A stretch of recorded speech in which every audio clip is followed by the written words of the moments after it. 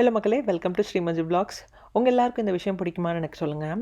எனக்கு நம்ம வீட்டு கிச்சன் திண்டில் நம்ம வந்து சமையல் பண்ணிகிட்ருக்கிறப்போ ஏதாச்சும் காசிப் பேசுகிறது, ஃப்ரெண்ட்ஸோடையோ இல்லை ஃபேமிலியோடையோ, அந்த இடம் அந்த ஸ்பாட் வந்துட்டு எனக்கு ரொம்ப பிடிக்கும்.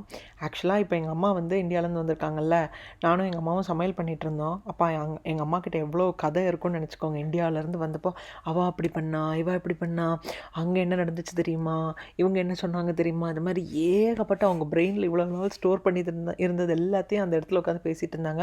யூஸ்வலாக நாங்கள் ஃபோனில் பேசுகிறப்போ இந்த மாதிரி ஏதாவது ஸ்டார்ட் பண்ணாலே அது பொறுமையாக கேட்குறதுக்கான அந்த டைம் இல்லை நம்மக்கிட்ட. இல்லை ஏதாச்சும் டாபிக் யாரையாவது பற்றி பேசினாலே நம்ம வந்து ப்ளீஸ் ஸ்டாப் பண்ணுங்கம்மா, நான் இருக்கிற டென்ஷனில் நீங்கள் அந்த கதையை வேறு எனக்கு கொண்டு வராதிங்கம்போம். பட் நம்ம நேரில் இருக்கிறப்போ அதோட அந்த இன்ட்ரெஸ்டிங் ஃபேக்ட் வந்து நம்ம ஃபேஸ் டு ஃபேஸ் பார்க்குறப்ப தான் நல்லாயிருக்கும், ஜாலியாட்டு. ஓ அப்படியெல்லாம் அவங்க பண்ணாங்களா, அவங்களோடையே சேர்ந்து நம்மளுமே நிறைய காசிப் பேசுகிற மாதிரியே இருக்கும். அந்த ஊர் சைடில் பாட்டிங்கெல்லாம் பேசுவாங்களா, அது மாதிரி தான் எனக்கு தோணும்.